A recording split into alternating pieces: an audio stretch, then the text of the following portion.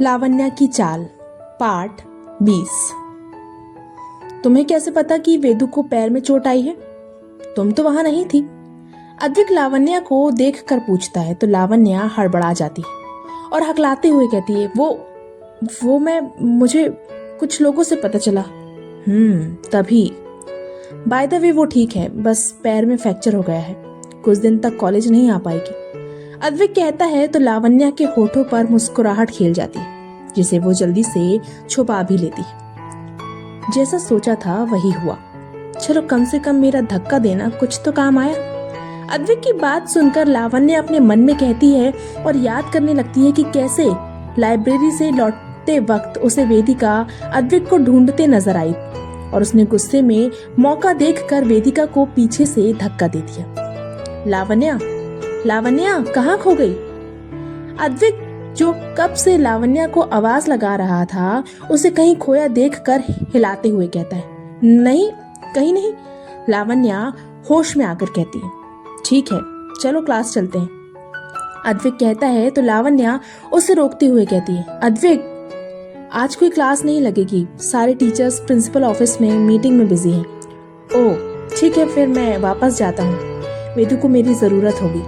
लावण्या की बात सुनकर अद्विक कहता है तो लावण्या तुरंत उसे रोकते हुए कहती, नहीं, तुम नहीं जा सकती। क्या मतलब? लावण्या की बात सुनकर अद्विक कहता है तो लावण्या हड़बड़ाते हुए कहती है, मेरा मतलब, अभी तुम आ ही चुके हो तो क्यों ना कल के बचे हुए टॉपिक मुझे समझा दो, इसी बहाने हम दोनों साथ में कॉफी भी पी लेंगे। ओके। लावण्या की बात सुनकर अद्विक कहता है तो लावण्या मुस्कुरा देती है, ठीक है, फिर चलें। अद्विक कहता है और कैंटीन की तरफ बढ़ने लगता है तो लावण्या एक बार फिर अद्विक को रोकते हुए कहती है, यहाँ कहाँ, कैंटीन में पढ़ नहीं पाएंगे, कहीं बाहर चलते हैं। बाहर जाने की क्या जरूरत है लावण्या, हम लाइब्रेरी भी चल सकते हैं, वहां तुम पढ़ पाओगी। अद्विक लावण्या को देखकर कहता है तो लावण्या तुरंत इनकार करते हुए कहती है, नहीं, हम नहीं जा सकते, मतलब वहां कॉफी ले जाना अलाउड नहीं है ना, कॉफी भी पीना है, पढ़ाई भी करनी है, कोई एक चीज नहीं कर सकती क्या? अद्विक चिढ़कर कहता है, सॉरी, पर अगर तुम्हारा मन नहीं है तो रहने देते हैं, तुम इस तरह से चिढ़ो मत। लावण्या कहती है और उदास होकर जाने लगती है। लावण्या को इस तरह उदास देखकर अद्विक को बहुत गिल्ट होता है। वो उसे रोकते हुए कहता है, लावण्या, आई एम सॉरी, वो मैं थोड़ा वेदु के हवाले से परेशान हूँ, इसलिए ऐसे बिहेव किया। It's all right. मगर वेदिका को क्या हुआ? लावण्या पूछती है तो अद्विक उसे देखकर कहता है, एक्चुअली वेदु को लगता है कि उसे किसी ने पीछे से धक्का दिया था। क्या उसने देखा किसने उसे धक्का दिया?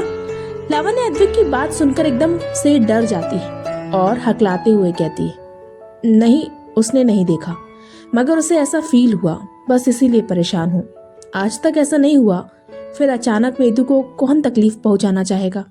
मुझे कुछ समझ नहीं आ रहा है, अद्विक परेशान होकर कहता है। वहीं अद्विक की बात सुनकर लावण्या की सांस में सांस आती है। वो गहरी सांस लेकर अद्विक को देखकर कहती है, हो सकता है वेदिका को कोई गलतफहमी हुई हो, कॉलेज जैसी जगह पर कोई ऐसा काम कर नहीं सकता, और अगर किसी ने धक्का दिया होता तो किसी न किसी ने तो देखा ही होता। यू आर राइट, अगर कोई ऐसा करता तो किसी न किसी ने तो उसे देखा होता। चलो ठीक है, आओ बैठो, हम बाहर कहीं चलते हैं। अद्विक लावण्या को देखकर कहता है और अपनी बाइक निकाल लेता है।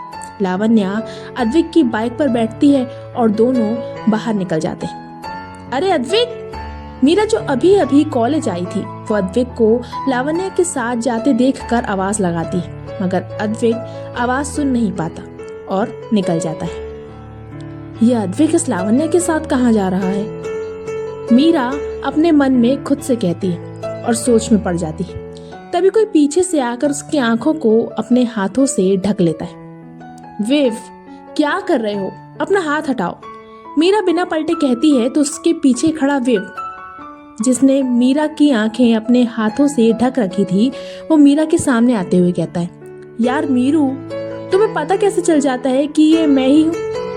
हर रोज वही हरकतें दोहराओगे तो पता तो चलना ही है। मीरा मुस्कुराते हुए कहती है तो विवान मुंह बना लेता है। विवान का मुंह बना देखकर मीरा की हंसी छूट जाती है और मीरा को हंसते देखकर विवान एकटक उसे देखने लगता है।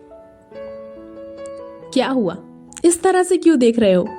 मीरा अपनी हंसी रोक कर मुस्कुराते हुए विवान को देखकर कहती है, तो विवान उसे देखकर कहता है, तुम हंसते हुए बहुत खूबसूरत लगती हो मेरू।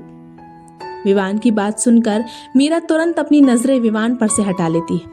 उसके गाल शर्म से लाल हो गए थे और उसके दिल की धड़कनें जोर पकड़ रही थी। इससे पहले कि विवान उसके हालातों को समझ पाता, मीरा तुरंत बिना कुछ बोले वहां से भाग जाती है। वहीं मीरा को खुद से इस तरह भागते देखकर विवान अपने बालों में अपनी उंगलियां घुमाते हुए कहता है, कब तक भागोगी मीरू? एक न एक दिन तो मेरी फीलिंग समझ ही जाओगी। इसी तरह दिन बीत जाता है। जल्दी ही शाम हो जाती है। वेदिका अपने रूम में उदास सी बैठी थी। दोपहर में मीरा और विवान उससे मिलने भी आए थे, मगर अद्विक अब तक उसके पास नहीं आया था।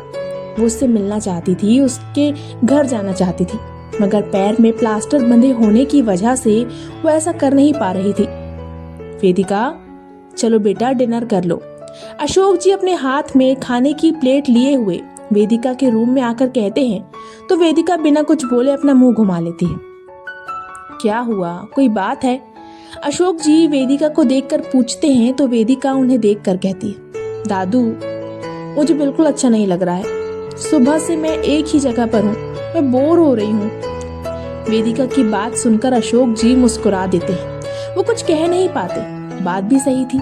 वेदिका जो हमेशा इधर से उधर फुदकती रहती थी, वो आज प्लास्टर बंधे होने की वजह से सुबह से एक जगह बैठी थी।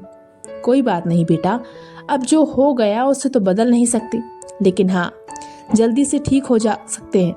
चलो अब डिनर कर लो। अशोक जी वेदिका की तरफ निवाला बढ़ाते हुए कहते हैं, तो वेदिका मुंह घुमा लेती है।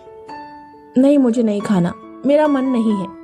वेदिका कहती है, तो अशोक जी उसे समझाते हुए कहते हैं, अरे क्यों नहीं खाना बेटा? जब तक ठीक से खाओगी नहीं तो फिर जल्दी ठीक कैसे होगी? नहीं होना मुझे ठीक, किसी को मेरी परवाह ही नहीं है, तो फिर किसके लिए ठीक रहूं? वो अद्विक, सुबह मैंने उसे कॉलेज भेजा था।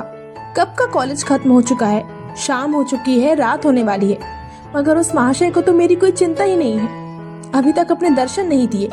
वेदिका मुंह बनाकर कहती है, तो अशोक जी मुस्कुरा देते हैं। वो वेदिका को समझाने के लिए कुछ बोलते उससे पहले ही उनके और वेदिका दोनों के कानों में अद्विक की आवाज आती है, अच्छा तो मेरे पीठ पीछे मेरी तारीफ ऐसे की जाती है? सही कहा, कोई फिक्र नहीं है मुझे तेरी, तभी तो मैं पागलों की तरह भागते हुए तेरे लिए आइसक्रीम लेकर आया। अद्विक आओ बेटा। अशोक जी अद्विक को देखकर मुस्कुरा देते हैं, तो अद्विक जल्दी से वेदिका के पास आकर बैठ जाता है और बिना कुछ बोले उसके सामने आइसक्रीम रख देता है। वेदिका भी अद्विक पर ध्यान दिए बिना अपने सामने रखी आइसक्रीम उठाती है और उसे खोलकर खाने लगती है। वेदिका को आइसक्रीम खाता देखकर अशोक जी और अद्विक दोनों एक दूसरे को देखकर मुस्कुरा देते हैं। चलो भाई, अद्विक आ चुका है, अब मेरा कोई काम नहीं है, मैं तो चला सोने। अशोक जी कहते हैं और वहां से चले जाते हैं। वहीं अद्विक बिना कुछ बोले वेदिका को आइसक्रीम खाते हुए देखने लगता है।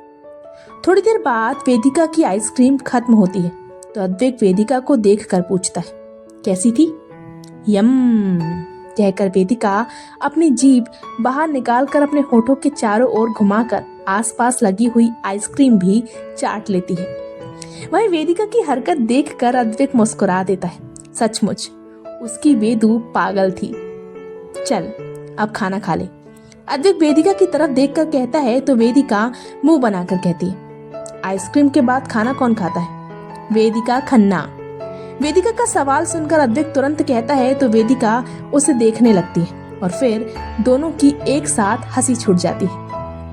अद्विक हंसते हुए वेदिका की तरफ निवाला बढ़ाता है, मगर इससे पहले कि वेदिका उसे खा पाती, अद्विक का फोन रिंग करता है। अद्विक देखता है फोन लावण्या का था। आज ही उसने लावण्या को अपना नंबर दिया था और अब अपने फोन पर फ्लैश हो रहे लावण्या शब्द को देखकर अद्विक को समझ नहीं आ रहा था कि वो क्या करे। अगर वेदिका को पता चलता कि उसके फोन पर लावण्या का फोन आ रहा है तो शायद वो बहुत नाराज हो जाती, और इस वक्त वेदिका को नाराज करना ठीक नहीं था।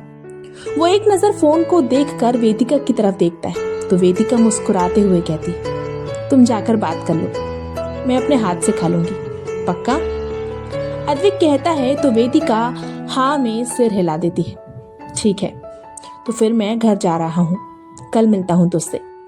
अद्विक वेदिका को देखकर कहता है तो वेदिका उदास होते हुए कहती, इतनी जल्दी? क्या कुछ इम्पोर्टेंट है? तुम यहाँ बात नहीं कर सकते? ऐसी बात नहीं है वेदू, काफी लेट हो गया है, तू खाना खाकर आराम कर, मैं कल मिलूंगा तुझसे। अद्विक कहता है तो वेदिका ना चाहते हुए भी हाँ में सिर हिला देती है और अद्विक वहां से चले जाता है। जारी है तो क्या होगा आगे? आखिर ये कहानी कौन सा नया मोड़ लेने वाली है? जानने के लिए पढ़ते रहिए आरज़ू तेरे प्यार की। उम्मीद है ये कहानी आप लोगों को पसंद आ रही होगी। प्लीज मुझे सब्सक्राइब कीजिए, वीडियो को लाइक कीजिए, शेयर कीजिए और हाँ, कमेंट करना भूलिएगा मत। Bye bye.